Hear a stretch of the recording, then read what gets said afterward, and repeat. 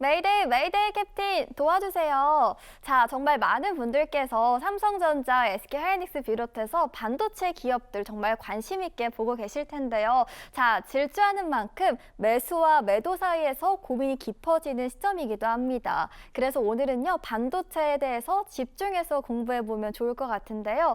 자, 캡틴, 투자자분들이 반도체 섹터를 정말 궁금해 하시잖아요. 저희 집중 교육 오늘 도와드려 볼까요?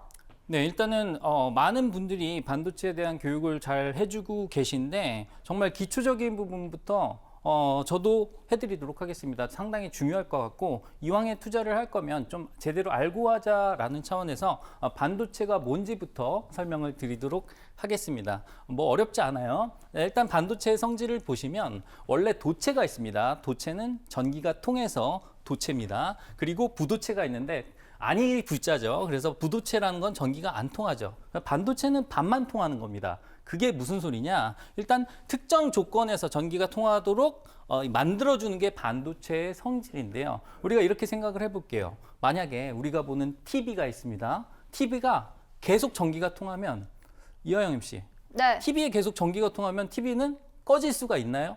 TV 아니요, 안 꺼질 것 같아요. 네, 계속 켜져 있겠죠. 네. 그래서 이러한 부분 스위치를 끌 수 있는 작업 자체가 뭘 통해서? 반도체를 통해서 일어날 수 있다라는 겁니다. 그래서 전기의 성질을 조정할 수 있도록 어떨 때는 전기가 통했다가 어떨 때는 전기가 안 통하도록 만들어주는 그러한 물체가 바로 반도체다라는 걸 알고 계시면 조금 쉬우실 거다라고 말씀을 드리도록 하겠고요. 그러면 반도체 회사에는 여러 가지 종류가 있습니다. 그래서 반도체 회사의 종류를 한번 보도록 할게요. 반도체 회사는요, 종류별로 크게 세 가지 종류가 있습니다. 그래서 첫 번째 종류가 팹리스입니다. 이 팹이라는 단어는 패브리케이션이라고 하죠. 패브리케이션은 뭔가 원료를 가공을 해서 뭔가 만들어내는 과정을 패브리케이션이라고 하는데 이게 LESS 하면 영어 단어로 없다라는 얘기입니다. 그러니까 만들어내는 과정이 없다라는 거예요. 그러니까 반도체를 만들 공장은 없다라는 겁니다. 그래서 공장을 가지고 있지 않은 회사가 바로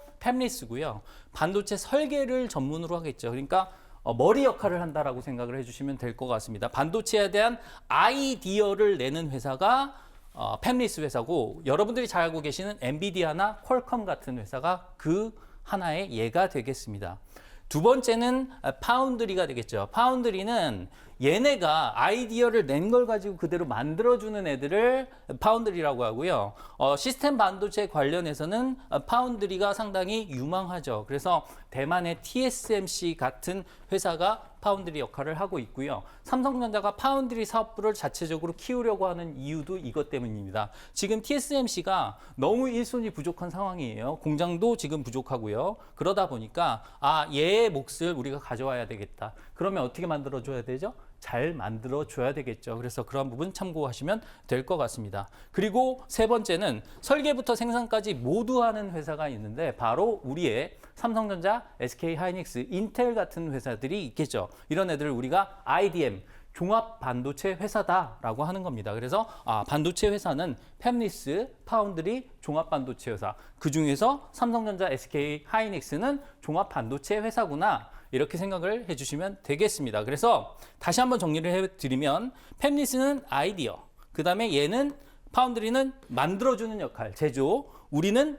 다 하는데 이렇게 보시면 되겠습니다. 그리고 반도체 기업을 세부적으로 심화해서 한번 말씀을 드리도록 하겠는데요. 아까 말씀드렸던 IDM 종합반도체죠. 그리고 IP 기업이라는 건 설계 자산 관련된 지적 재산권, 인텔렉츄얼 프로퍼티를 갖고 있는 IP 기업이라고 할 수가 있겠죠. 그래서 얘네는 설계 단계에만 관여를 합니다. 그리고 팹리스도 당연히 설계 단계고요. 그러면 잘 보세요. 얘네들이 설계도를 딱 그려내는데 이걸 그대로 가져가면 아무도 못 만듭니다. 중간에서 누군가가 가공을 해줘야 되고요. 그 설계의 도면을 그려주는 애들이 바로 디자인 하우스다라고 보시면 될 것 같습니다. 그리고 파운드리는 여기서 만들어내고요. 나중에 OSAT라고 해서 OSAT인데 저거는 뭐 아웃소스드 세미컨덕터 어셈블리 앤 테스트라고 하는데 저게 바로 후공정 장비를 대신해준다라고 생각을 해주시면 될 것 같습니다. 포장과 테스트를 대신해주는 후공정 업체다라고 생각을 해주시면 되겠고, 반도체가 정밀해지면 질수록 오사트의 역할이 지금 증대되고 있다라고 생각을 해주시면 될 것 같아요. 그래서 그렇게 보시면 됩니다. 자, 그 다음에 볼게요. 반도체 밸류체인이다라는 건, 원래 밸류체인은 가치사슬이라고 하는 건데 이런 개념까지는 모르셔도 되고요. 그냥 관련주를 이렇게 찾는구나 라고 생각을 해주시면 될 것 같습니다. 그래서 아까 말씀드렸던 여기 샌메이커즈라고 나오는 것들은 우리가 흔히 알고 있는 뭐 구글 같은 애들입니다. 그래서 구글이 만약에 TPU를 설계해 주세요 라고 이렇게 요청을 하잖아요. 그럼 얘네가 팹리스에서 설계를 해서 칩을 공개한다. 근데 설계를 해서 공장에서 만들어야 되잖아요. 그래서 디자인하우스에서 도면을 만들어주고요. 파운드리에서 만들어서 오사트에서 품질 검사를 하고 나서 여기서 다시 칩이 나오죠. 그걸 다시 갖다 준다라고 생각을 해주시면 될 것 같습니다. 지금 시간이 많지 않기 때문에 자세한 내용들은 이따가 수통방에서 충분히 말씀을 드리도록 할게요. 중요한 내용이기 때문에 제가 영상으로 공유를 해드리도록 하겠습니다. 그래서 그렇게 보시면 되겠고, 그러면 반도체 회사는 이렇게 나눠지는 걸 알겠다. 그럼 반도체가 어떤 반도체들이 있느냐가 중요하잖아요. 그래서 구분을 할 필요가 있겠는데, 반도체는 크게 메모리 반도체와 메모리가 아닌 반도체로 나뉩니다. 그래서 비메모리 반도체를 통합적으로 우리가 시스템 반도체라고 얘기를 합니다. 그래서 메모리 반도체는 사실 우리나라가 세계에서 제일 잘합니다. 그래서 정보 저장 및 기억, 그래서 인간의 기억력, 메모리라는 단어가 기억이라는 단어거든요. 그래서 정보를 저장하는 역할을 할 때 메모리 반도체가 많이 쓰이고요. 우리가 D램이라든가 낸드 플래시, SRAM 이것들이 다 메모리 반도체다 라고 생각을 해주시면 되겠고요. 그런데 중요한 거는 반도체 시장이 10조라고 했을 때 훨씬 큽니다만, 예를 들어서 시장이 10조라고 했을 때 얘네는 20조 정도밖에 안 돼요. 2조 정도밖에 안 되고 얘는 지금 8조 정도가 됩니다. 자, 우리가 제조를 하려면 원가가 들어가잖아요. 근데 아이디어는 원가가 있지 않잖아요. 그래서 아이디어를 파는 게 훨씬 더 비싸게 팔 수 있기 때문에 이런 현상이 일어난다라고 보시면 될 것 같아요. 그래서 그렇게 보시면 되겠고, 메모리 반도체 같은 경우에는 정형화돼 있다 보니까 품종이 한정돼 있습니다. 그래서 한 번에 많이 만들어내요. 그래서 삼성전자, SK 하이닉스 같은 애들이 얘네를 가지고 지금 막 장사를 하죠. 그래서 그런 부분을 보시면 되겠고요. 그래서 사실 진입장벽이 상대적으로 낮습니다. 일본 같은 경우에 옛날에 반도체를 잘 만들다가 이거 돈 안 될 것 같아 해가지고 손을 놨습니다. 그리고 미국의 압박도 있었고요. 그러다가 우리나라가 치고 들어와서 반도체 강국이 된 것만큼 그렇게 되기 때문에 중국이 저 부분을 따라오려고 노력을 하고 있습니다. 왜? 진입장벽이 낮기 때문에. 그렇게 생각을 하시면 되겠고요. 시스템 반도체는 정보 처리를 합니다. 그리고 연산 제어를 하다 보니까 우리가 중요한 AI 칩은 다 뭐다? 시스템 반도체라고 생각을 하시면 될 것 같아요. 그래서 CPU, 중앙 처리 장치죠. CPU, 그래픽 프로세싱 유닛이죠. 모바일 AP, 센서, 그 다음에 뭐 우리가 디스플레이 구동칩, 뭐 이런 것들 다 뭐냐? 시스템 반도체다라고 생각을 해주시면 될 것 같습니다. 그래서 전체 반도체 시장의 70%에서 80%를 차지하고 있는 거다 보니까, 자, 국가적인 정책에서 반도체를 밀어준다라고 했을 때 이러한 내용에 해당되는 부분은 메모리 반도체에서 HBM도 해당이 되겠지만 이 부분이 더 중요합니다. 왜? 지금 잘하고 있는 애를 밀어주기보다는 아직 부족한 부분을 조금 더 보완해줘고자 하는 게 바로 그런 부분이죠. 그래서 그렇게 보시면 되겠습니다. 그래서 다품종 소량 생산, 설계가 복잡하고 고부가 가치를 가지는 이러한 물질이기 때문에 시스템 반도체 같은 경우에는 정말 비싸게 팔린다. GPU 같은 경우에는 사실 한 장에 뭐 5천만 원 넘어도 지금 없어서 못 팔잖아요. 그래서 그런 부분 참고로 해주시면 될 것 같습니다. 그리고 반도체 8대 공정이 있는데 이 부분은 그냥 간단하게 설명을 드릴게요. 자, 웨이퍼가 있습니다. 웨이퍼는 모래를 돌려서 일단 인곳이라는 걸 만들어서 그걸 얇게 썰어서 웨이퍼를 만들죠. 사실 웨하스라고 하는 그러한 그 과자에서 유래된 말이다라고 생각을 해주시면 될 것 같고요. 웨이퍼를 제조해가지고 얘를 산화를 합니다. 산화를 한다는 건 보호막을 입힌다라고 생각을 해주시면 되겠고, 보호막을 입혀서 회로를 그리는데 그걸 사진 찍듯이 포토 하기 때문에 포토 공정이라고 하는 거예요. 사진 찍듯이 그려내고 그 회로가 나온 거 나머지는 다 뭐예요?